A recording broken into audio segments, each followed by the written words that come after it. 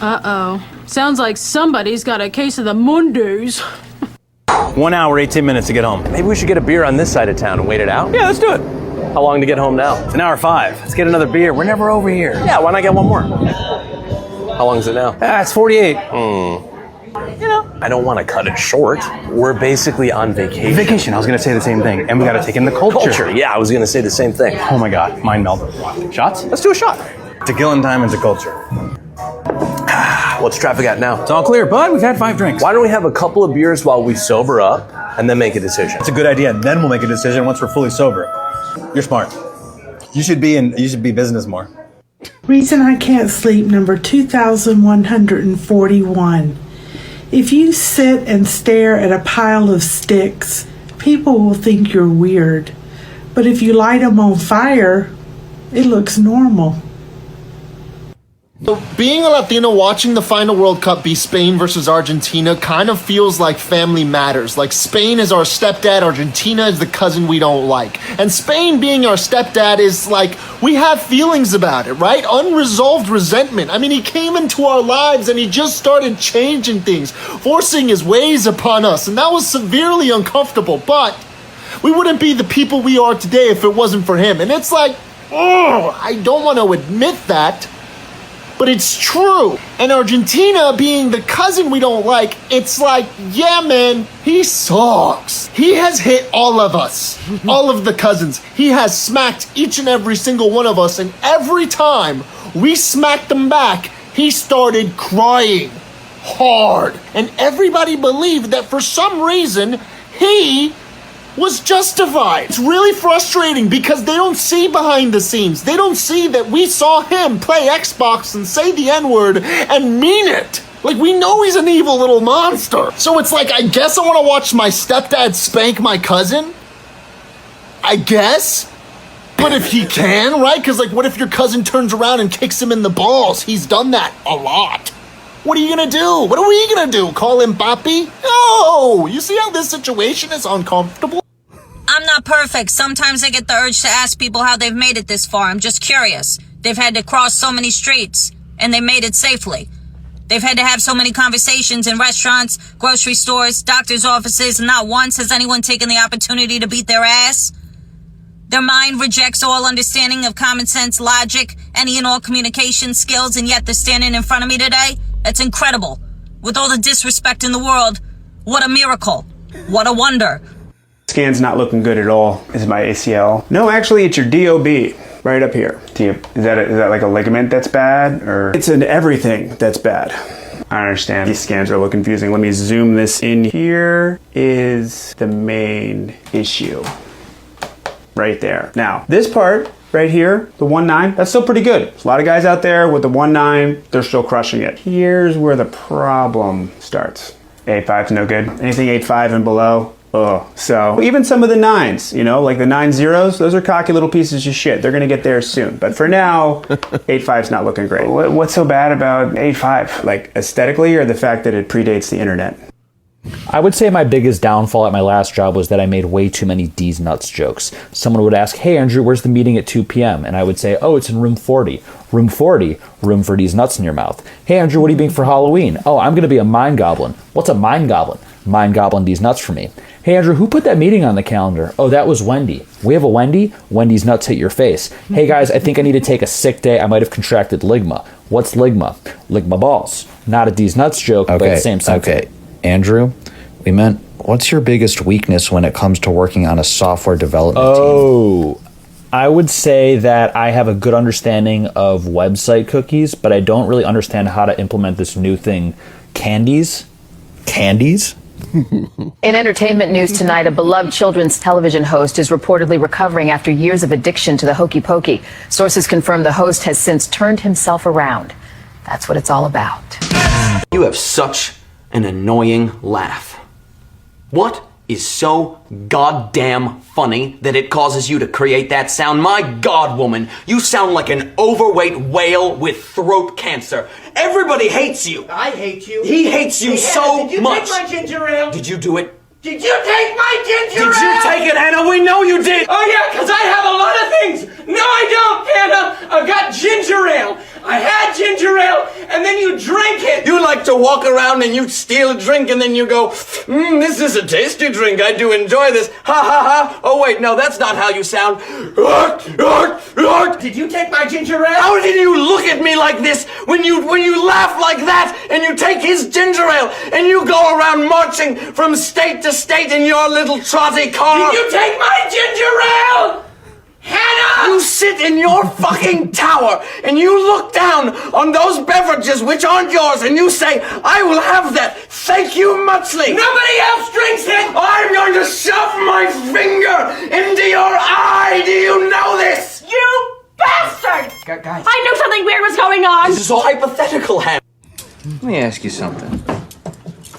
When you come in on Monday and you're not feeling real well, does anyone ever say to you, sounds like someone has a case of the Mondays?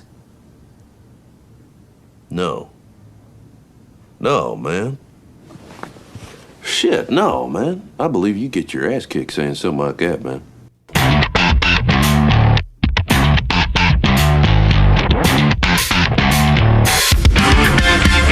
From Filthy Martini Studios in Ontario, California, it's the Foos Show! Hey, what is up, everyone? I am Joe C.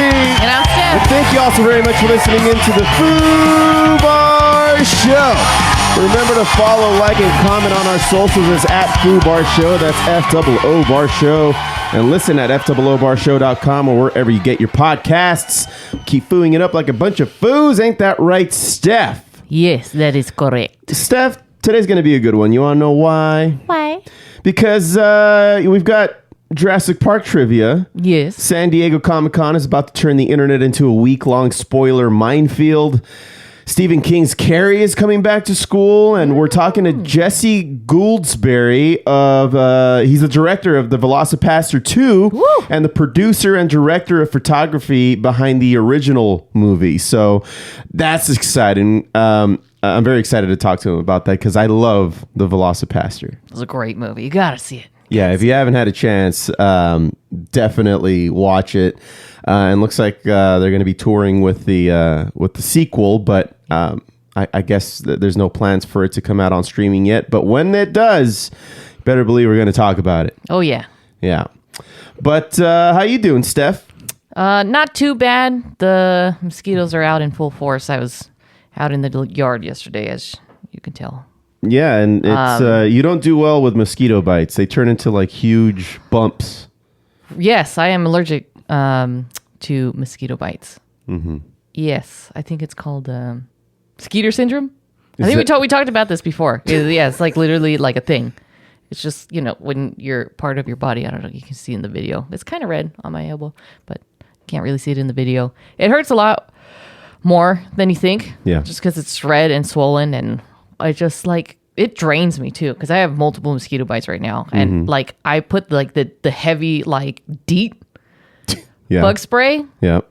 It works for a while, but then, if the wind blows, then they just get a whiff of me and then they just start coming towards me. So I feel like it doesn't really work that long.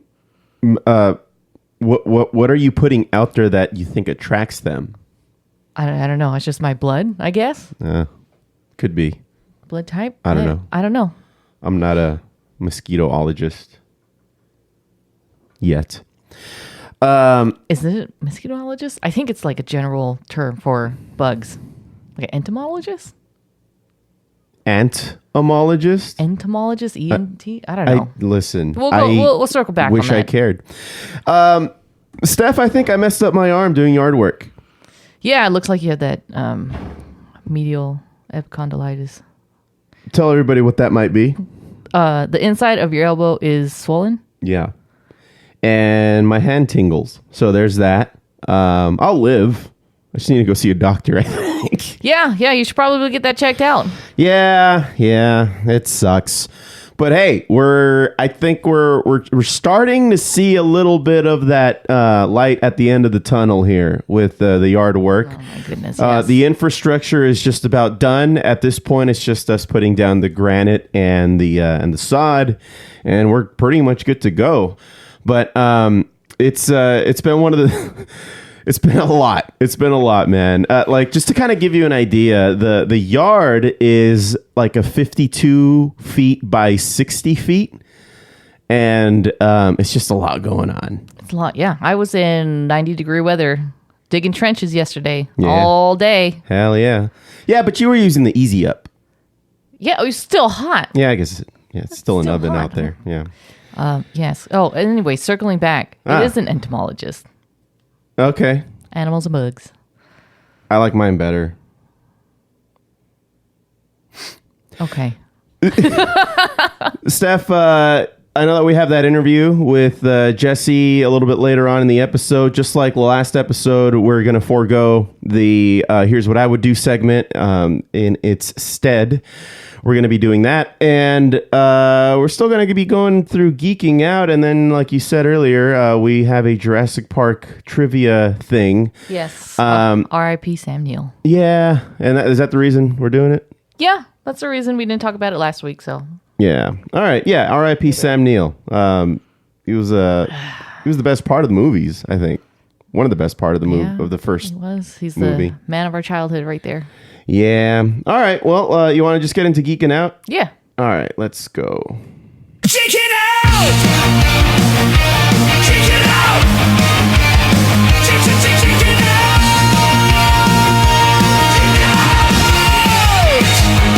Geeking Out!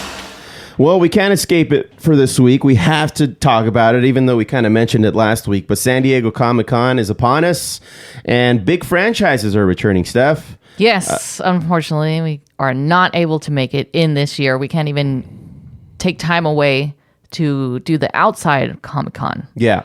Next year, we'll make a point of it, and then maybe we can even do some, man on the street things. Yeah, hopefully we can actually get into the con next year. Yeah. But like we said last podcast, it's really hard to get in. Yeah. For us, at least. Well, San Diego Comic-Con begins with a preview night on Wednesday, July 22nd, followed by the full convention from the 23rd to July 26th. Major story that the big entertainment companies appear prepared to treat Comic-Con like a major launch pad again, rather than merely sending merchandise booths and pre-recorded greetings. The biggest scheduled attractions is Marvel Studios and Avengers Doomsday. Marvel's Saturday Hall H presentation is expected to center heavily on Avengers Doomsday, with Kevin Feige and members of the cast expected. This is the likeliest place for new footage, character information, or a clearer sense of how Doctor Doom fits into the story. I think we're going to get some of that.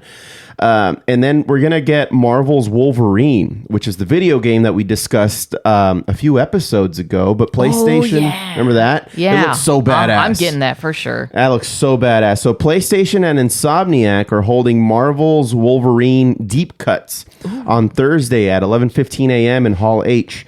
The panel will include the game's creative and narrative leadership, along with Wolverine performer Liam McIntyre and Jean Grey performer Crizia Bejos, and they are promising new information ahead of the game's September 15th release. So we still got a few months to go until it's released, and the buzz that it's created with that, what was it, like just a few minutes of gameplay that they posted on YouTube was amazing. I've never seen anything like it. It's super rated R with all the blood and gore in there. Oh yeah, He's killing people. But it's in games. It's M for mature.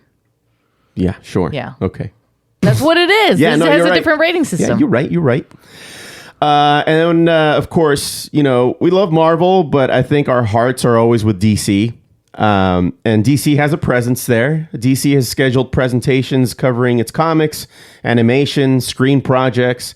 Amongst the announced events is an advanced screening of the first episode of Batman Caped Crusader Season 2. We watched part of Season 1, right? Or did we end up finishing it? I think we finished it. Okay. Yeah, we did. I thought it was okay.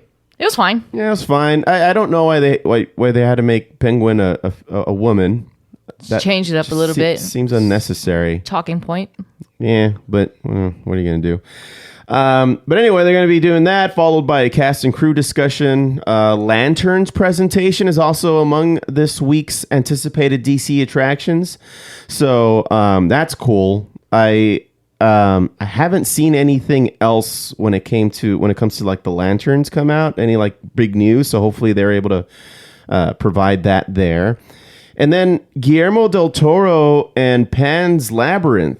He's expected to participate in programming connected to Pan's Labyrinth, giving the convention something beyond standard franchise trailers and superhero casting announcements. And then most importantly for this episode, the VelociPastor II, which we'll talk about with Jesse a little later on, but they're going to be showing it over at the San Diego Comic-Con on Thursday at 10 p.m. They're also going to show the original one, I believe, at 8:30. Here, I have it on my phone, I believe. Yeah, you're right. So they're going to play the first one of VelociPastor, followed by the San Diego Comic-Con premiere of VelociPastor II. It's going to be over at the Marriott Marquis. So anybody in that area looking to check out the VelociPastor II, if you are so lucky, I suggest you go do that, because the VelociPastor Part 1, if you get there early enough, you can catch that as well. It would make for a fantastic evening if you like kind of like movies that don't take themselves seriously, grindhouse type of horror. This is like a horror comedy that is very tongue to cheek. Yeah, you do need a badge for this one. Yeah, San Diego Comic-Con badge.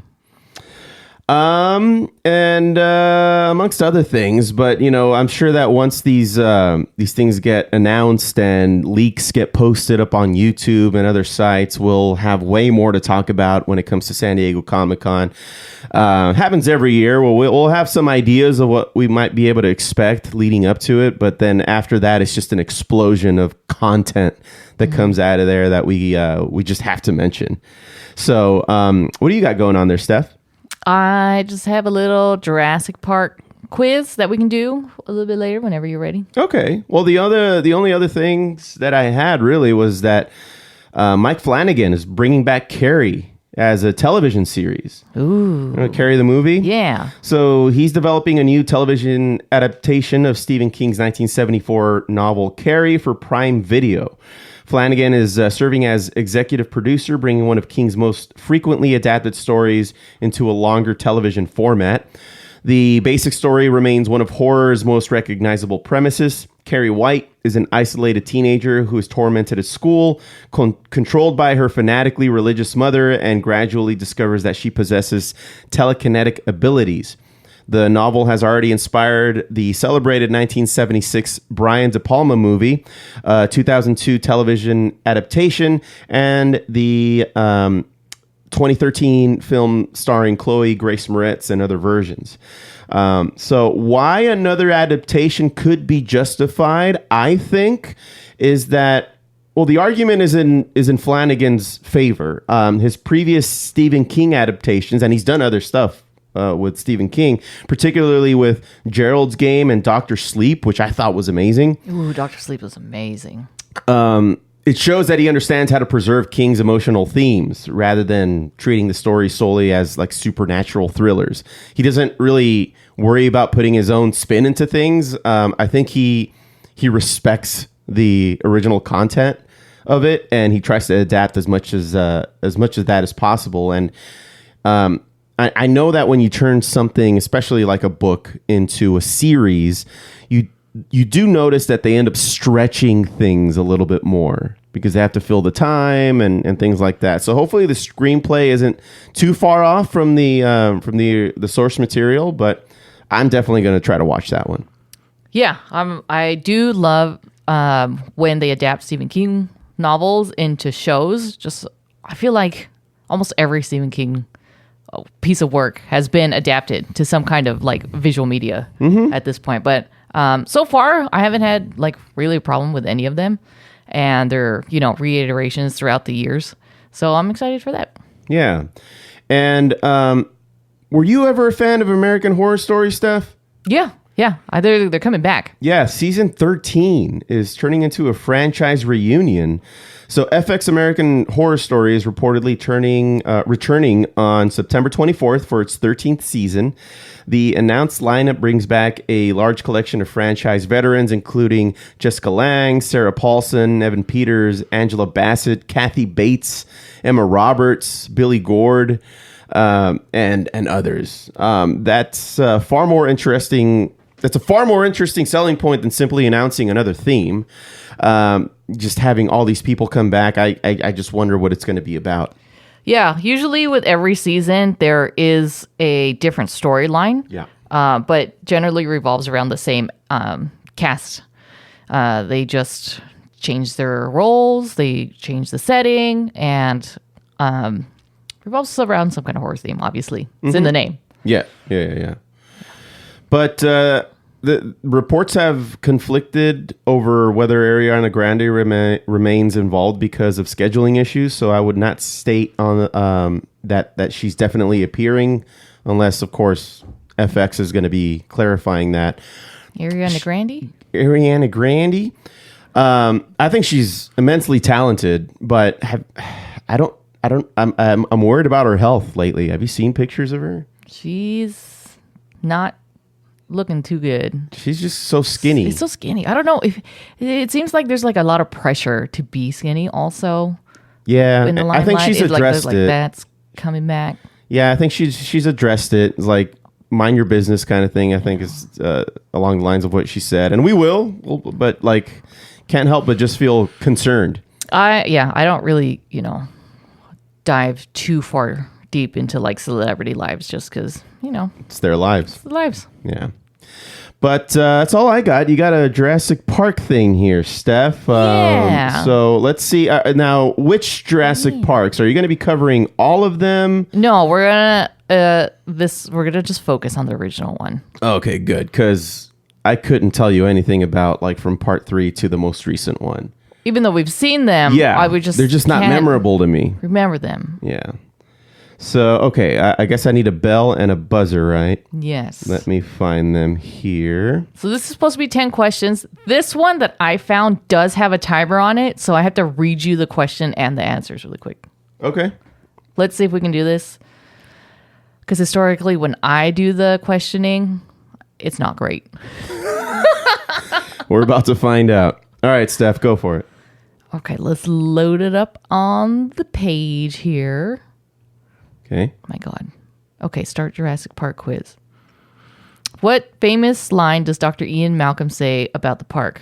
A, dinosaurs rule the earth. Nature always wins. Life finds a way. You can't control evolution. Life finds a way. All right. Correct. Yeah. Next question.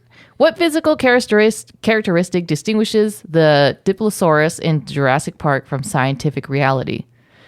The frill and ability to spit venom are fictional. Its small size, its bipedal stance, or its two crests.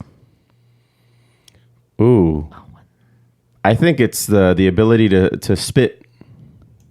Hold on. Oh, we ran out of time. I can't select it. You see, this is what happens.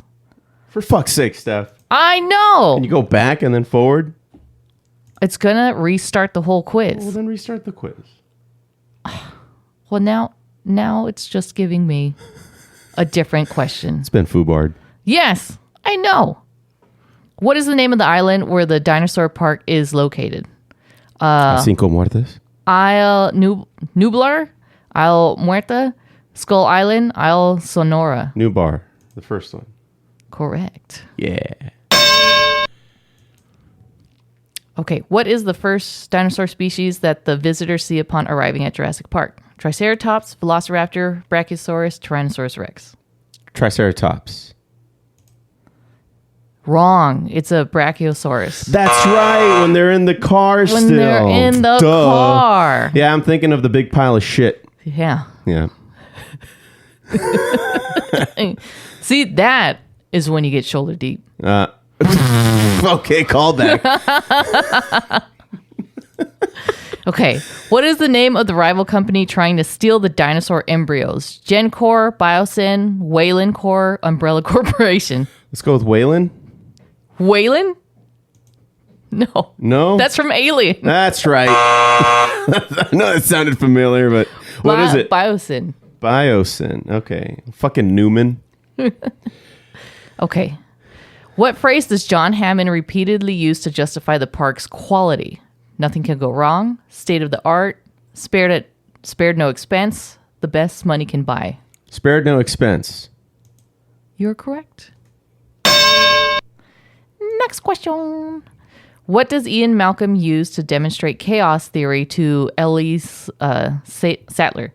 A pendulum? Water drops on her hand? Water drops on the hand. Okay. Correct. Yeah. Ooh, look at that. During the iconic kitchen scene, how many velociraptors hunt the children? 4, 2, 3, 1. 2. You are correct. These are kind of easy. Yeah. What is the famous line Robert Mulden says before being attacked? They're hunting us. Clever girl. Run. Clever girl. Clever girl. Next question. What famous line does Dr. Ian Malcolm say about the park? This is the one that we already answered. This is Life Finds a Way. This Life Finds a Way. Yeah. All right. Okay. What does the glass of water on the dashboard indicate? The vehicle breaking down, the T-Rex approaching, storm coming. T-Rex approaching. Correct. Next question.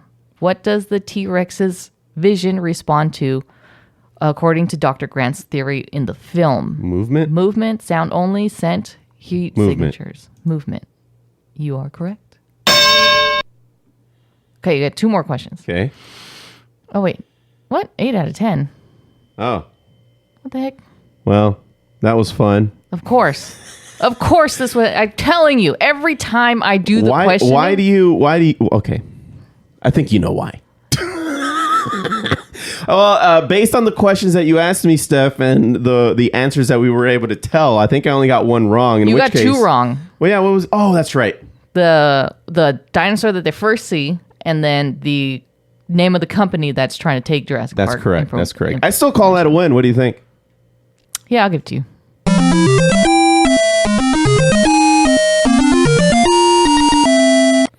Eight out of 10. Steph, I think we should just get on with the interview with Jesse. Let's do it. Gouldsberg. So, very excited for this. Here we go. Our next guest is responsible for one of the greatest movie titles ever conceived. What started out as a fake title on a poster turned into a genuine cult phenomenon and somehow managed to combine priests, dinosaurs, ninjas, and just enough heart to make audiences fall in love with it. After years of anticipation, crowdfunding, and building an incredibly loyal fan base, the VelociPastor II is finally here. And making its San Diego Comic-Con debut, please welcome to the director of the VelociPastor II, Jesse Goldsberry. How you doing? Hey, I'm doing fantastic. I'm excited to be here. It is so funny seeing you two in a 2-shot right now, where I'm so used to seeing the Instagram clips of cutting between. This is a whole new camera angle for me. Well, we'll cut it up later. You know, it's perfect. So people will be listening to that, going like, "What the fuck is he talking about?" Yeah, exactly. Yeah. They're not next to each other. Well, I mean, this thing goes up on YouTube too, so this is kind of the default. But Instagram is just, you know, people's attention spans and things like that. But hey, man, number one, how you doing? Fantastic. And you know, dealing with some New York poison air from Canada and rainstorms and thunderstorms. But other than that, I'm doing fantastic. Fucking Canada, dude. I swear to God. I know literally everything about them. Oh, they're great. We'll never play there. We're gonna play there. Okay. Number 2, man, we love the VelociPastor. We stumbled up upon it. What was it? When we saw it pull up on our Amazon Prime? Amazon Prime, yeah. Just a couple of years ago. And we're really into these types of movies, man. Like, Yeah. you just... What is that? Like Sharknado? All these other, you know, like movies that are in that kind of style. And you can say shitty movies. No, well, that's I wouldn't call it a shitty movie. I think that it's yes, it's low budget. Yes, that's obvious. But what you guys did with that budget was just, I think you guys created something special. Yes. And from my understanding, Jesse, you were the director of photography for the first one, correct? Yes, I was producer and director of photography on that one. Yeah, and now you're the director. How did that come about? What the switch? So I've been involved with it pretty much since college. Okay.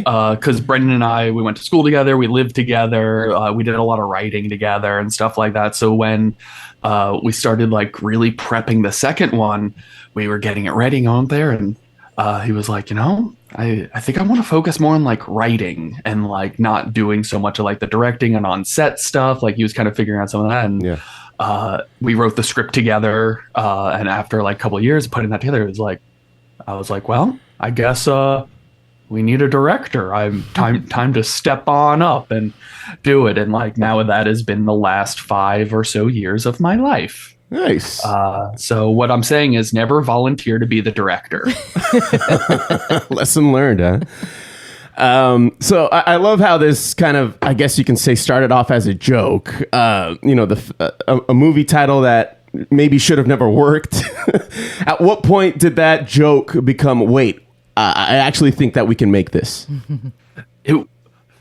Over many, well, instantly, because we were stupid college kids. Yeah. But then as reality set in a couple of more years until it became like real, but pretty much like happened as an autocorrect kind of thing, like being like us joking around like in class being like, that's funny. And then for one of the like class projects, I think it was our sophomore year, long ago, we were talking about it, and Brendan's like, I think I want to do this as one of like the projects, like one of like the finals for class.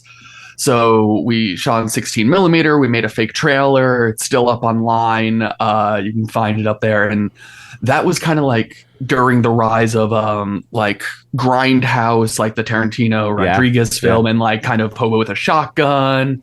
Like I think it might have been a little bit before we started going into like Greasy Strangler territory with like the kind of like genre exploitation B movie like revival. Yeah. So we did that trailer, had a lot of fun. We're like, one day we're going to get to make this into a movie. I don't know what it'll look like, but let's, one day. The trailer went micro viral, like, for what it would be for 2012 YouTube viral kind of thing. Money off the internet yet. We then, like, it was on G4, if you remember, like, Attack of the Show. I remember that. Yeah. They reached out and they played it on there. Like, that was the thing where they were like, we want to show this viral thing. And from that, we were like, this actually might have legs. Let's see what we can expand this into. Attack of the Show was like the peak of geek, for TV.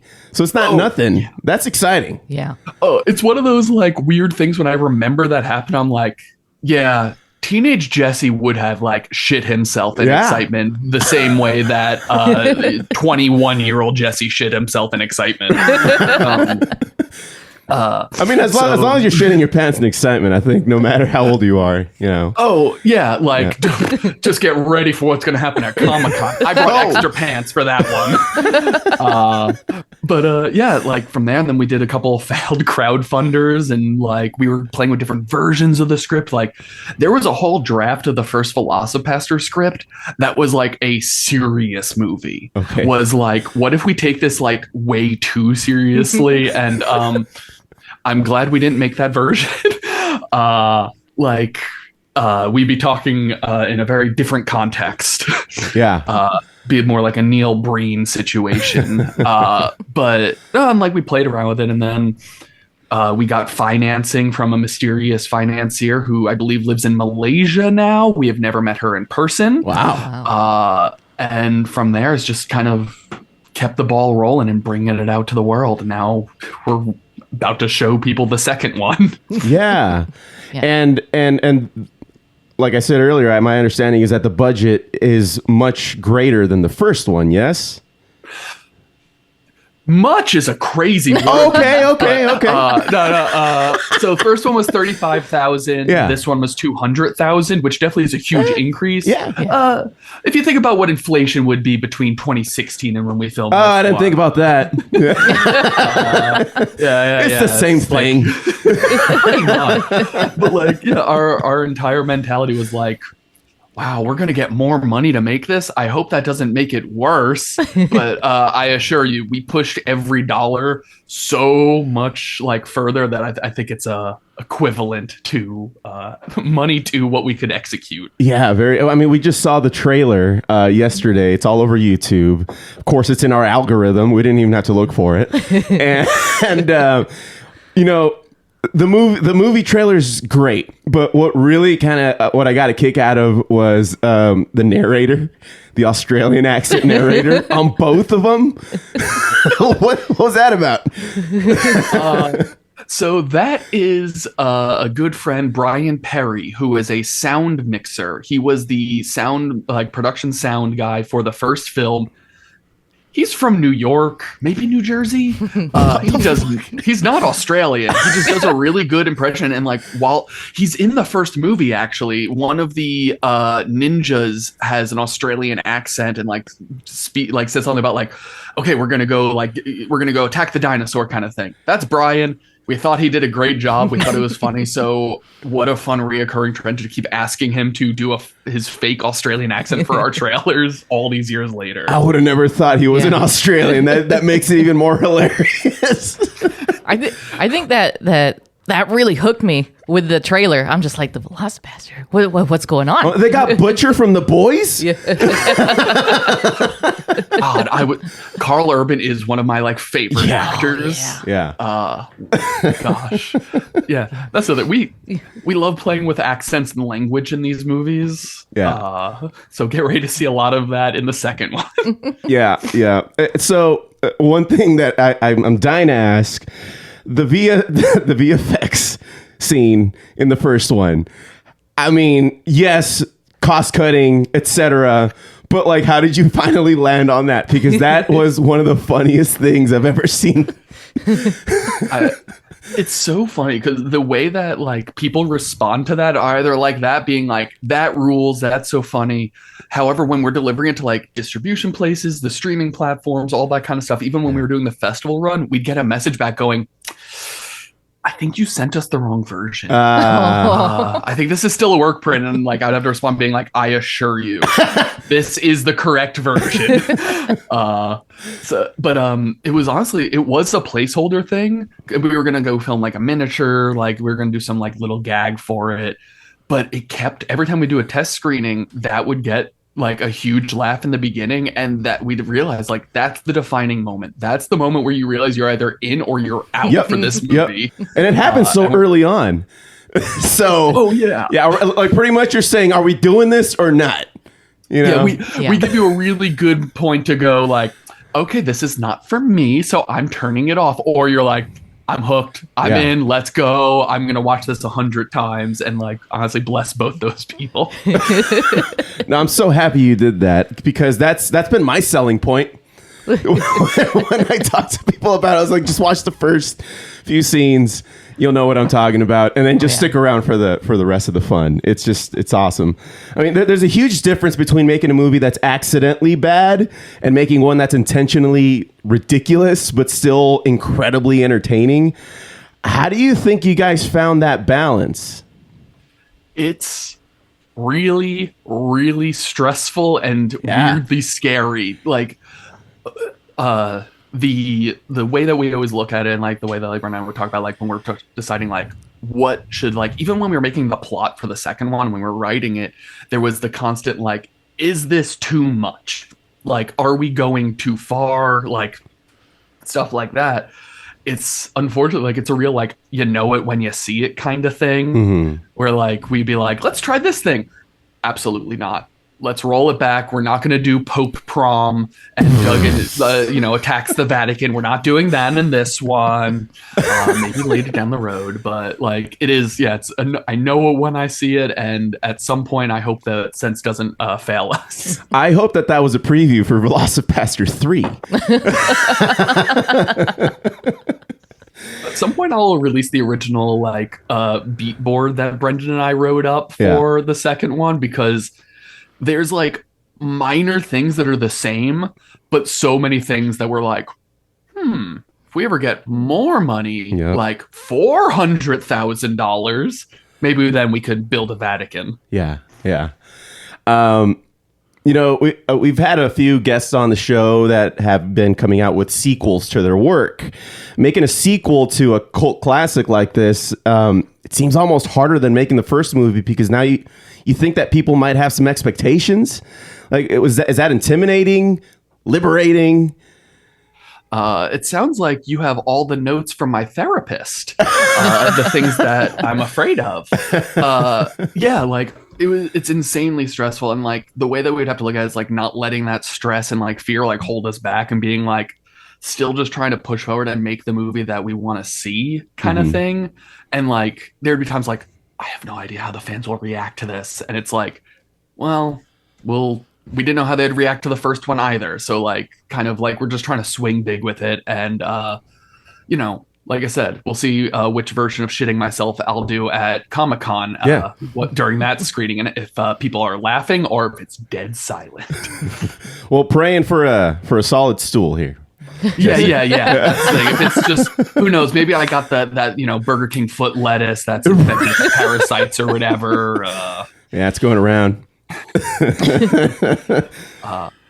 So we noticed there's a much larger cast in this new movie. Without spoiling anything, like, where did those extra resources go? Was it just more dinosaurs, ninjas, explosions?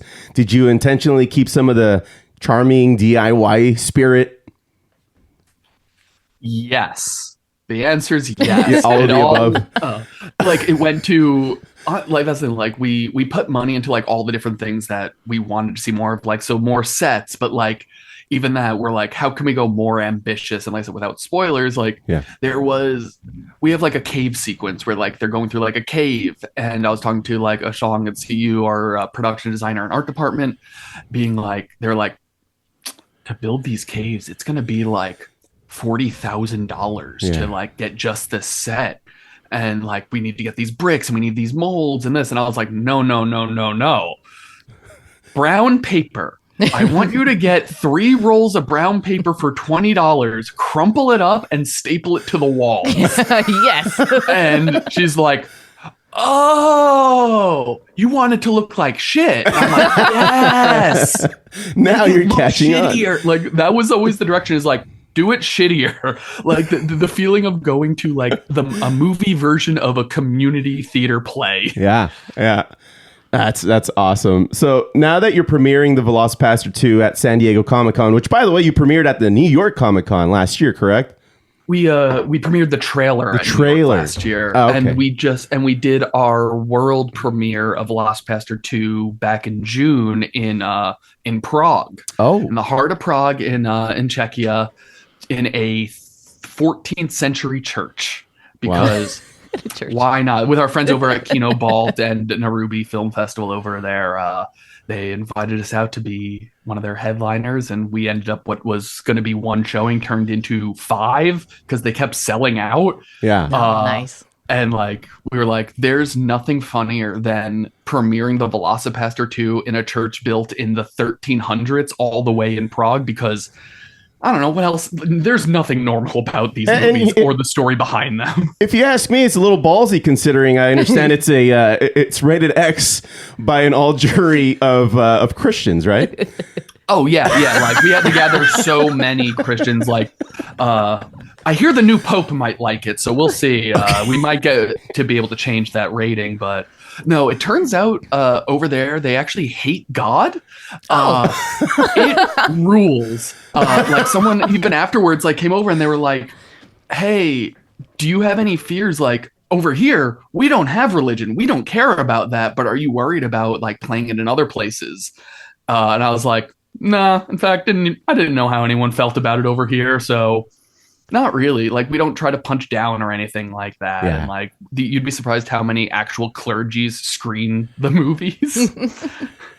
Yeah, that's. Go ahead, Steph. Yeah, because it has a like good motive to it. Like, he's trying to be a good guy. Yeah. So that's why they screen it, I think. That's what I hope. Like, it is like, our joke isn't ha ha ha religion. It's we're using it as like a base to just like have a fun character and a fun world to play in. Yeah. I think that that comedy with the like grindhouse makes it even a better movie to watch. Just because if it was like a more serious movie, like you were like saying that it was originally going to be, it probably wouldn't like have the reach that it did with the style that you went with. Yeah, so I think that works really well. Thank you. And the other fun fact is I'm Jewish, so there you go. Making this whole like the way we describe it, like is like drama and horror, but done by idiots. Like we made up these like fake characters of the people making the movie, and we're like, okay, for this one, the editor needs to be really, really stupid. He needs to be so stupid that he's going to put in the worst transition you've ever seen and just cut a scene off right here. Yep. And like Braith, who's edited, was like, yeah, I get it. Time to go stupid mode. Yeah. And it just makes it that much more authentic when the people behind it aren't, like with monocles and a cigar out in the back. Oh, that's what I was doing. Okay. I was wearing the monocle, chomping a cigar, going, do it faster. Lower, yes. Just feverishly shaking the cigar. Every cult movie seems to have like that one line that audiences repeat forever. Were there any moments while filming where you thought people are going to quote this for years? Ooh, from the first one or second one? From the first one. No, I didn't know anyone was going to see the first one.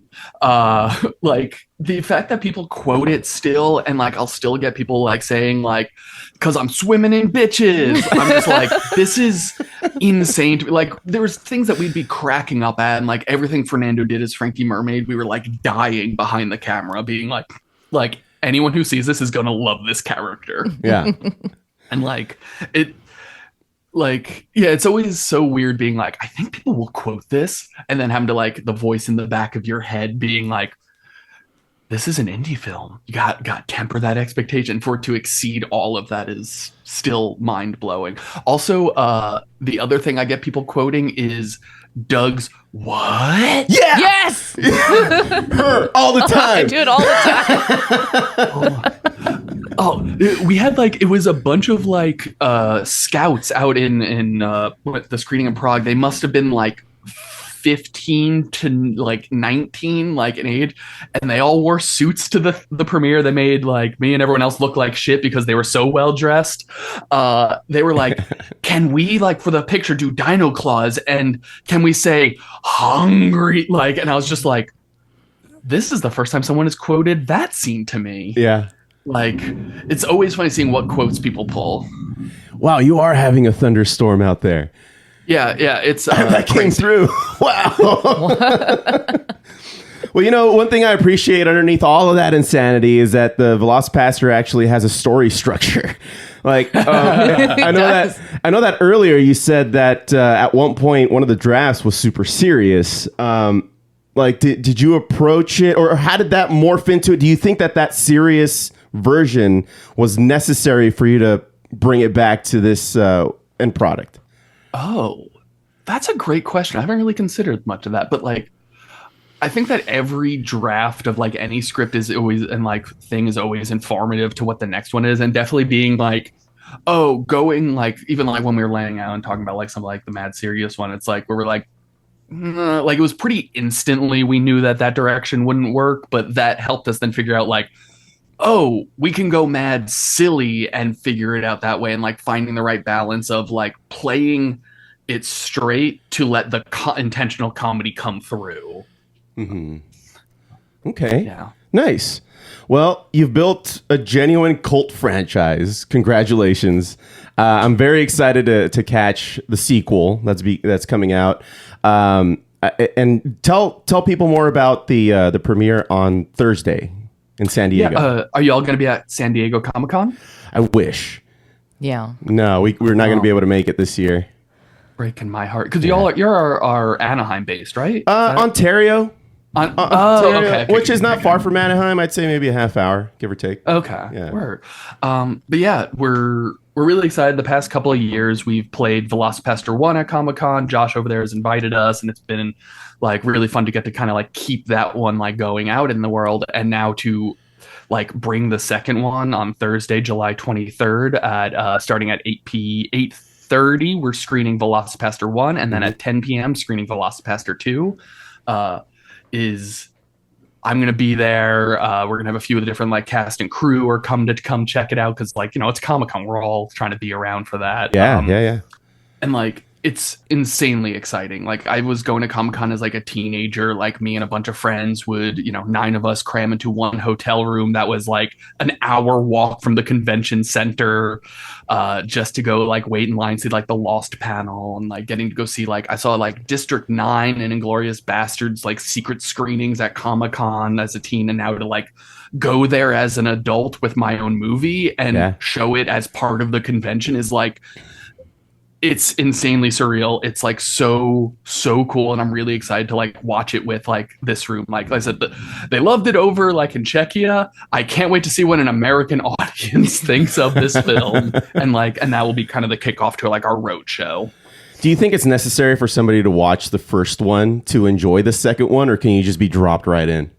I think you could be dropped right in. We actually had a surprising amount of people who, after the screening, was like, I actually haven't seen the first one, so I'm going to stick around so I can watch the first one because they did a Czech dub of it when we were playing out over there. And like everyone was like, worked out great not even having to see the first one. But I do think watching the first one will give you a lot more enjoyment for like a lot of the very like fine details we added to this one. Mm-hmm. Yeah, but we wanted it to be accessible. Yeah. Well, if Hollywood called tomorrow and said, "Hey guys, here's $50 million," would you even want to, or does the charm come from the fact that it wasn't made like a Hollywood movie? I think very much it wouldn't. The charm wouldn't come through. We would have to figure out something so stupid to do with all of that money. To like, it'd be like, cool, we're gonna go film on the moon. Yeah, like, have to do something so stupid. Dude, with it, the VelociPastor in space would be insane. What? See, if the $50 million check was a blank one and I could do whatever, I'd be like, cool, we're gonna make 50 VelociPastor movies, all for $1 million, and got to come up with a lot more concepts now. Well, yeah. I want to be a fly on the wall when you guys are storyboarding that one. Well, again, congratulations, you guys. You should be very proud of what you're doing here. I think you're putting a lot of smiles on a lot of people's faces. It makes for a great, popcorn flick. I just absolutely love it. And I really hope that it goes well over at San Diego Comic-Con. What anything else? Are you guys touring with it anywhere else? Yes, we are. So the San Diego Comic-Con screening is going to be a bit of kind of like a special screening of doing it as a double feature. Part of the con, you do need a badge to go to it.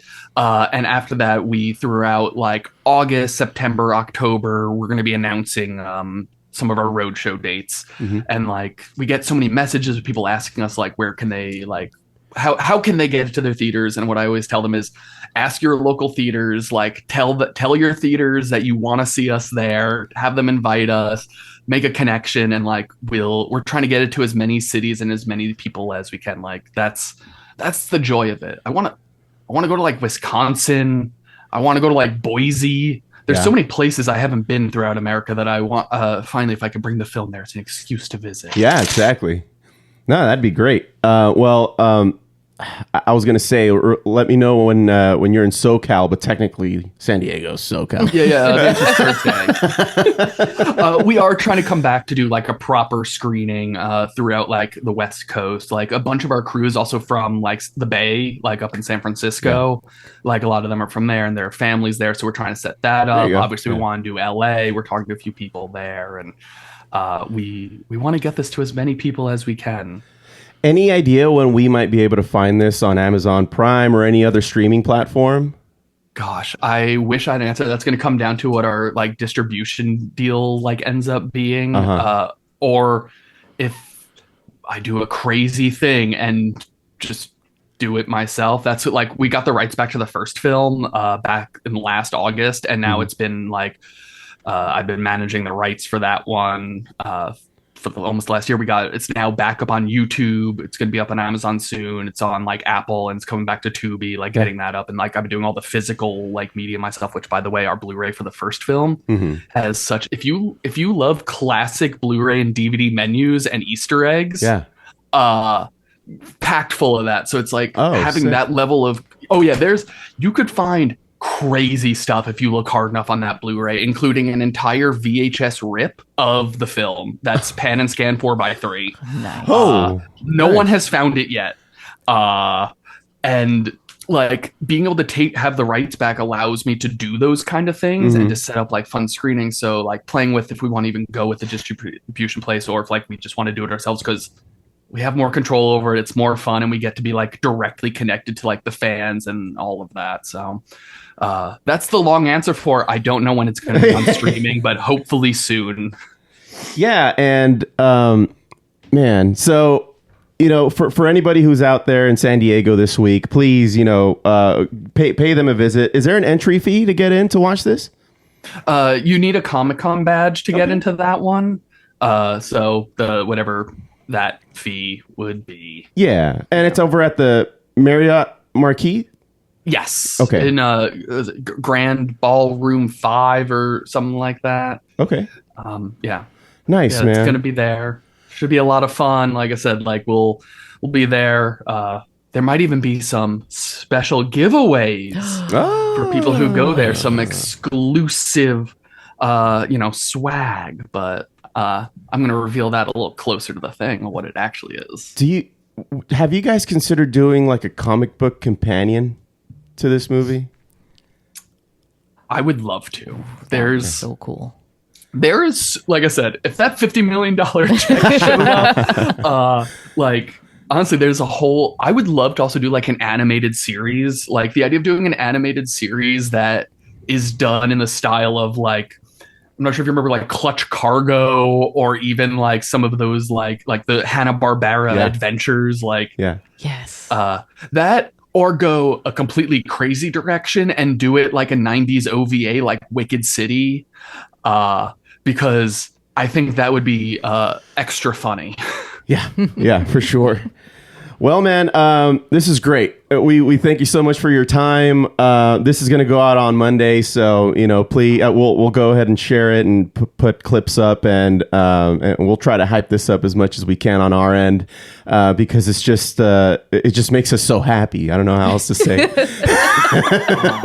I'm so glad. Like I said, bummed you all won't be there, but definitely like we want to make sure that we can get people into like the screenings when we start touring more. And I really appreciate y'all reaching out and having me on. It's such a treat. Yeah. I mean, when Steph told me, I reached out, and then the next day says, "Oh my God, we got it. We're going to talk to him on Saturday." I was like, awesome. I nearly jumped out of my seat. I was like, oh my God, this is so awesome. Well, I'm always happy to come back, especially after the movie. And if you want to like grill me about that one after you see it and give me your live letterbox review, we can gladly do that. Yeah. We'll plan on that. But yeah, hey man, Jesse, thank you so much for your time. Wish you all the best, man. Thank you so much. Have a great Saturday morning. Likewise. Thank you. Does the podcast end, or do I just leave the call? We can make it awkward. Yeah. So No. We can. I'll just stop recording. Well, Steph, I think that's going to do it for Geeking Out. What do you say? I think so. What did you think, man? I really enjoyed talking to him. That was a fun interview. That was really fun. The fact that he didn't take himself seriously, I mean, it just goes to show what kind of people are behind the VelociPastor movie, you know? Yes. Serious enough to get the business done, but also fun enough to have a good time. Yeah. I would love to have been on the set just to see how the whole process took place. Yeah. Probably just a bunch of fucking around with ideas and stuff, or I don't know. I mean, he tells, I like that he said, because they wanted to build a cave, just put brown construction paper, crumple it up and staple it on the wall. That's amazing. That's awesome. Yeah, see? And that's the kind of innovation that we need. Right.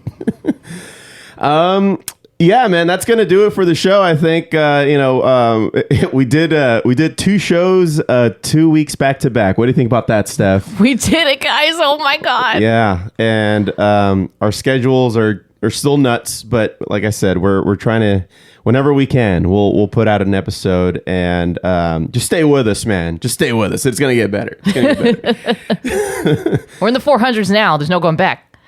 Well, there could be some going back. Well, we won't. We won't. Yeah, we won't.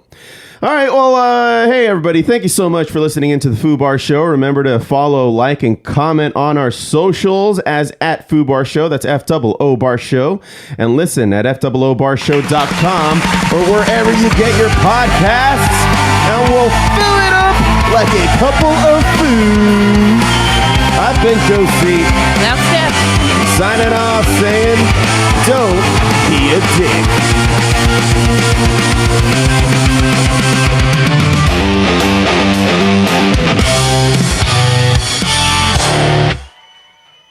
Fuck, man. Thank you, guys. Hey, just remember, if the hair in your butthole can grow and thrive in a shitty situation, so can you.